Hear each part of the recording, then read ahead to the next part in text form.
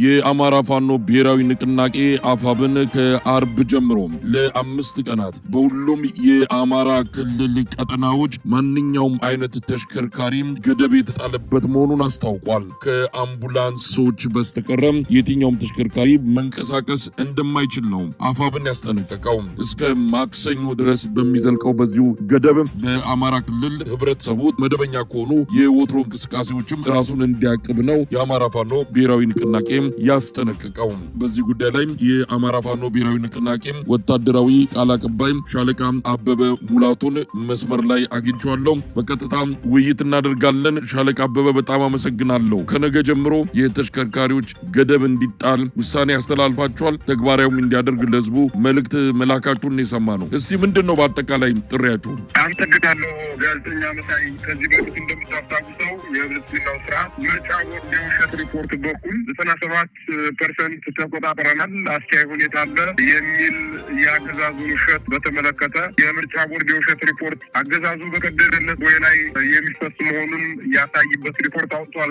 ከዚህ ጋር ተያይዞ የስርዓቱ 97% አስቻይ ሁኔታ አለ ማለት በክልሉ ላይ ፍጹም ውሸት መሆኑን በማጋለጥ ረገድ በርካታ ስራዎችን ሰርተናል። ያም ማለት 95% እኛ በተቆጣጠርንበት ሁኔታ እሱ 97% አስቻይ ሁኔታ አለ ማለቱ ትልቅ ውሸት መሆኑን ለዓለም አቀፍ ማህበረሰቡ ማሳወቅ እንፈልጋለንና ከዚህ ጋር ተያይዞ ከዚህ በፊት የእንቅስቃሴ ገደብ እና የኮማንድ ፖስት ባለበት ሁኔታ በክልሉ የኮማንድ ፖስት ታውጆ የኢንተርኔትና ስልክ መስመሮች በተደጋጋሚ በሚቆራረጡበት ሰላማዊ ሰዎች ነጻ እንቅስቃሴ በሌለበት ሁኔታ ስርዓቱ በምርጫ ቦርድ በኩል 97% አስቻይ ሁኔታ አለ ማለቱ ዲሞክራሲያዊ ቀርቶ መደበኛ የዕለት ተዕለት ህይወት መኖሩን አይገልጽም። ህዝቡ የሰው ልጅ ከቤቱ በሰላም ወጥቶ በሰላም ወደ ቤቱ መመለስ በማይችልበት ሀገር ላይ ምርጫ እንደ ቅንጦት ይታይ በእኛ በኩል ከዚህ በፊት በተለያዩ ሚዲያዎች መግለጻችን ይታወቃል። የገለልተኛ ታዛቢዎች በሌሉበት ሁኔታ እንዲሁም ደግሞ የመንግስት መዋቅር በፈራረሰበት ሁኔታ ያ ማለት በአብዛኞቹ የክልል ወረዳዎችና ዞኖች ላይ የወረዳ አስተዳዳሪዎች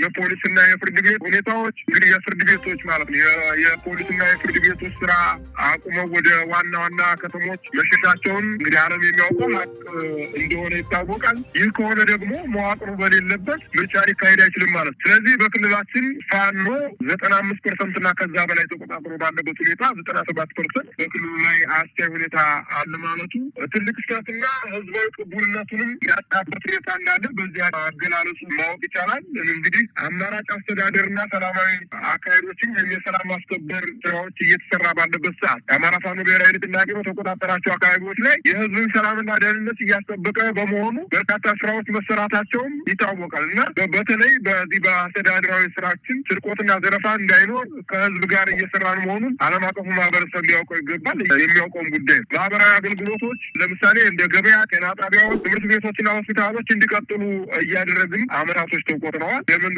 ኃይል በጣት የሚቆጠሩ ካምፖች ውስጥ ተወስኖ ባለበት ሁኔታ ለዚህ የመንግስት መከላከያ ሰራዊት በአሁኑ ወቅት በትላልቅ ከተሞችና በተወሰኑ ወታደራዊ ካምፖች ላይ ብቻ ነው ተወስኖ እንደሚገኝ መግለጽ የምፈልገው። ይህ አይነት ሁኔታ ባለበት ሰዓት የሰላምና የአስቻይ ሁኔታ ሪፖርት ማቅረቡ በምርጫ ቦርድ በኩል የኢትዮጵያ ምርጫ ቦርድ በክልሉ 97% የሰላምና አስቻይ ሁኔታ ደግሞ ሪፖርት ማቅረቡ መሬት ላይ ካለው እውነታ ጋር ሙሉ በሙሉ የሚጋጭና ዓለም አቀፉን ማህበረሰብ ለማሳመን የተዘጋጀ የውሸት ፕሮፓጋንዳ ስራ መሆኑን ማስገንዘብ እንፈልጋለን። እንደ ድርጅት በአሁኑ ወቅት የአማራ ክልል 95% እና ከዛ በላይ የሚሆነው በአማራ ፋኖ ብሔራዊ ንቅናቄ ቁጥጥር ስር ይገኛል።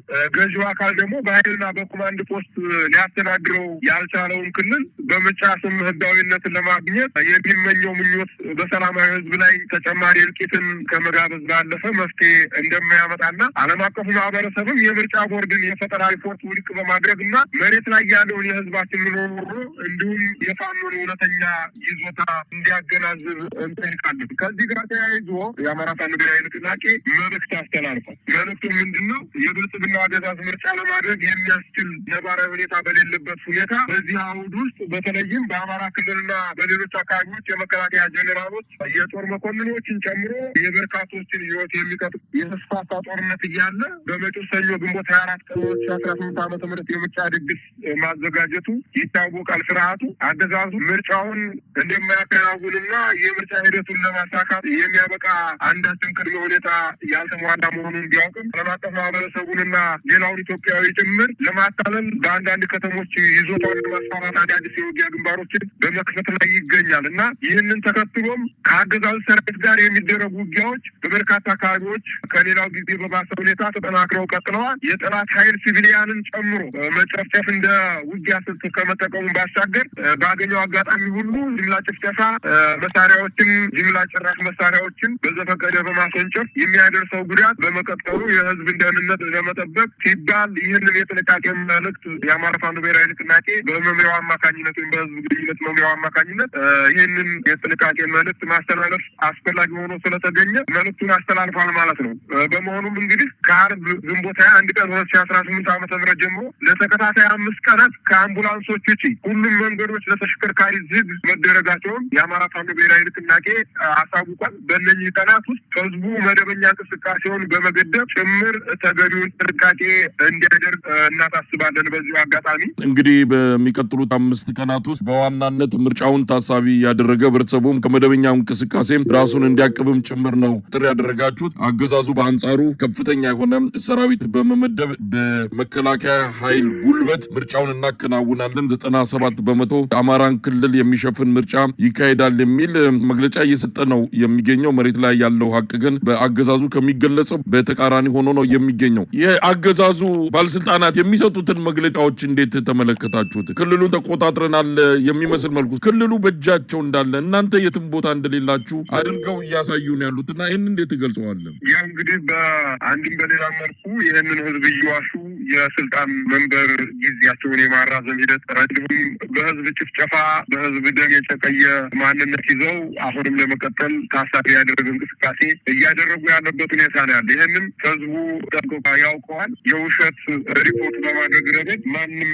የማይቀድመውና የአንበሳውን ድርሻ ወስዶ እየቀጠለ ያለ ድርጅት ቢኖር የብልጽግና ሁኔታ ነው። ህዝቡን ልቀውታል። ግን ደግሞ የመውደቂያቸው አፋፍ ላይ ወይም የመውደቂያቸው መባቻ ላይ እንዳሉ ትልቅ ማጣቀሻ ነው። ስለዚህ ምንም ቢሆን አገዛዙ ላይ ያሉ ባለስልጣናቶች በዚህ ልክ ህዝብን መዋሸታቸው ከዚህ በፊት የነበረ ምግባራቸው መገለጫቸው እንደሆነ ሊታወቅ ይገባል። ይህም አይቀጥልም። እነሱም እየዋሹ ከፍተኛ የጦር መኮንኖችን ጭምር እያስጨፈጨፉ ስልጣናቸውን እያደላደሉ በተለይም ሰራዊቱ ለአገዛዙ ወንበር ጥበቃ ላይ በተሰማራበት ሁኔታ በከባድ ተጎድቶ ወይም በከባድ ቁስለኛ የሆነ ወደ የአካባቢው ተመልሶ እንኳን በክብር እንዳይቀመጥና የተለያዩ የመኖሪያ ጥቅማ ጥቅሞች ተከብረውለት እንዳይቀመጥ እንዲያደርግ የተለያዩ አዋጆችን በማውጣት ጭምር ለሰራዊት ምን ያክል ክብር እንደሌላቸው የእነሱ ስልጣን መደላደያ ሰራዊቱ መቁሰሉ፣ መድማቱ፣ መራብ መጠማቱ እንደሆነ የማያውቅ በርካታ እንግዲህ ትዕቢት ያደለባቸው አመራሮች የጦር መኮንኖች ጭምር እንዳሉና አሁንም በዚህ ትግል ላይ በርካታ ተጋድሎችን በማድረግ የአገዛዙን ወንበር ጠባቂ የጦር መኮንኖች ጭምር እያስወገድን ያለንበት ሁኔታ ባለበት ሰዓት የዚህ ስራ ካቢኔዎች ወይም አመራሮች የምንላቸው በተለያየ አጋጣሚ እየወጡ ህዝብን የማታለያ ፕሮፓጋንዳ ሲሰሩ ይስተዋላል። ይሄ ደግሞ መገለጫቸው እንደጠቅሼ ማለት የምፈልገው አንድም በሌላ መልኩ ይህንን ህዝብ እየዋሹ የስልጣን መንበር ጊዜያቸውን የማራዘም ሂደት እንዲሁም በህዝብ ጭፍጨፋ በህዝብ ደም የጨቀየ ማንነት ይዘው አሁንም ለመቀጠል ታሳቢ ያደረገ እንቅስቃሴ እያደረጉ ያለበት ሁኔታ ነው ያለ። ይህንን ህዝቡ ጠንቅቆ ያውቀዋል። የውሸት ሪፖርት በማድረግ ረገድ ማንም የማይቀድመውና የአንበሳውን ድርሻ ወስዶ እየቀጠለ ያለ ድርጅት ቢኖር የብልጽግና ሁኔታ ነው። የንቀታቸው መጨረሻ ህዝቡን ልቀውታል። ግን ደግሞ የመውደቂያቸው አፋፍ ላይ ወይም የመውደቂያቸው መባቻ ላይ እንዳሉ ትልቅ ማጣቀሻ ነው።